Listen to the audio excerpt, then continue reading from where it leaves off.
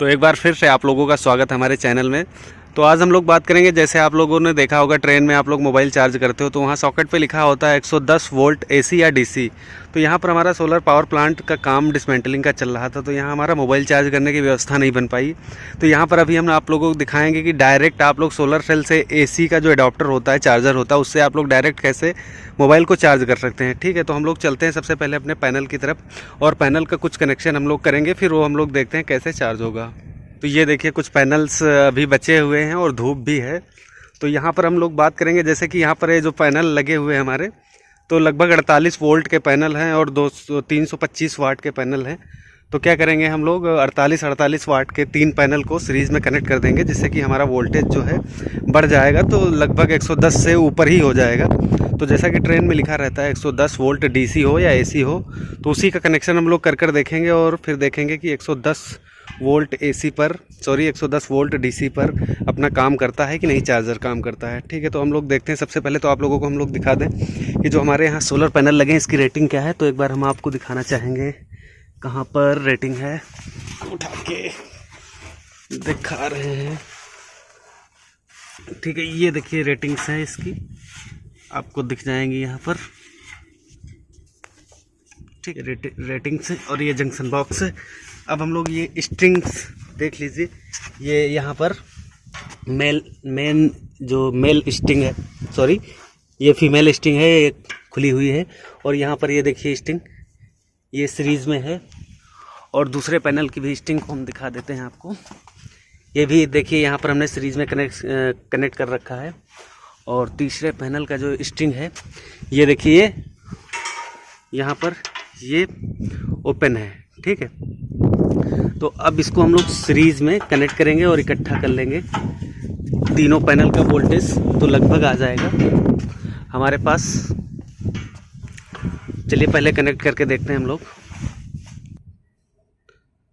तो यहाँ पर हम लोग कनेक्ट करके देखते हैं। तो देखिए आप लोग जब भी काम करना तो ये इंसुलेटेड ग्लव्स आप लोग पहन कर ही करना, क्योंकि 3 पैनल जो हैं इनका जो 110 वोल्ट डीसी हो जाएगा लगभग, जो कि आप लोगों को शॉक मार सकता है, हमको भी मार सकता है।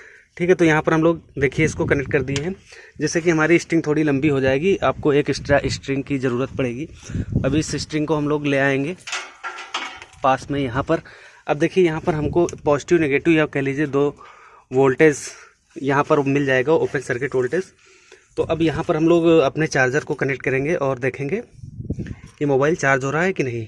ठीक है, तो चार्जर को कनेक्ट करने के लिए हम चार्जर लेंगे।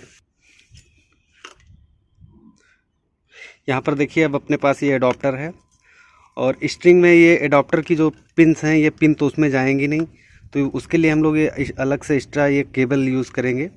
एक केबल यहाँ पर हम लोग लगा देंगे इस तरीके से, और दूसरा जो इसका पिन है स्ट्रिंग में यहाँ पर हम लोग लगाएंगे। ठीक है, देख लीजिए यहाँ पर। तो यहाँ पर रेटिंग दिखा रहा है, इनपुट वोल्टेज जो है 100 से 240 वोल्ट चाहिए इसको, और एम्पियर जो है 6 एम्पियर चाहिए। ठीक, तो ये भी हम लोग ध्यान रखेंगे, अगर पैनल का एम्पियर ज़्यादा है, 6 से 7 एम्पियर से ज़्यादा है, तो आपका जो चार्जर है वो जल सकता है। ठीक है, तो ये भी हम लोग ध्यान रखेंगे। तो जो यहाँ पर पैनल लगे हुए हैं इनका एम्पियर लगभग 9 एम्पियर है। ठीक है, 9 एम्पियर रेटेड वैल्यू दे रखा है, लेकिन जो अभी धूप कम हो रही तो यहाँ पर एम्पियर इसका कम हो जाएगा, इसलिए हम लोग इसको यहाँ पर मोबाइल चार्ज कर सकते हैं। ठीक है, तो चलिए हम लोग कनेक्शन कर लेते हैं पहले, फिर दिखाते हैं आपको। तो यहाँ पर आप लोग देख रहे होंगे कि हमने कनेक्शन चार्जर का और स्ट्रिंग से कनेक्शन कंप्लीट कर लिया है। तो यहाँ पर देखिए एक केबल को हमने स्ट्रिंग में डाल दिया है और दूसरा भी केबल को दूसरी स्ट्रिंग में डाल दिया। तो इस तरीके से जो डीसी सप्लाई यहाँ पर आ रही, अपने चार्जर को डायरेक्ट डीसी सप्लाई मिल रही, बट वो जो डीसी सप्लाई है उसका वोल्टेज जो है 110 वोल्टेज से ज़्यादा है। ठीक है, तो 110 वोल्टेज या 100 वोल्टेज से ज़्यादा ही होगा तभी हमारा चार्जर वर्क करेगा। तो अब हम एक मोबाइल से तो वीडियो बना रहे हैं, दूसरा मोबाइल लाएंगे यहाँ पर, आपको दिखाएंगे चार्जर चार्ज करके। ठीक है, तो हम लोग चलते हैं। तो यहाँ पर हम लोग हम सबसे पहले एक बार आप लोगों को वोल्टेज चेक करके दिखा देते हैं कि हमारे स्ट्रिंग से जो है डीसी वोल्टेज कितना आ रहा है। तो देखिए हम लोग मल्टीमीटर जो है हमारे पास, उससे हम लोग चेक कर रहे हैं कि पास कोई दूसरा है नहीं, इसलिए अकेले ही करना पड़ रहा है। यहाँ पर हम लोग लगा लिए और ये देखिए हमारा मल्टीमीटर रखा हुआ है। तो यहाँ पर देखिए मल्टीमीटर में वैल्यू 110 वोल्टेज से ज़्यादा ही है। ठीक है, वो 110 वोल्टेज से ज़्यादा है। ठीक है, लगभग 116 वोल्टेज दिखा रहा है।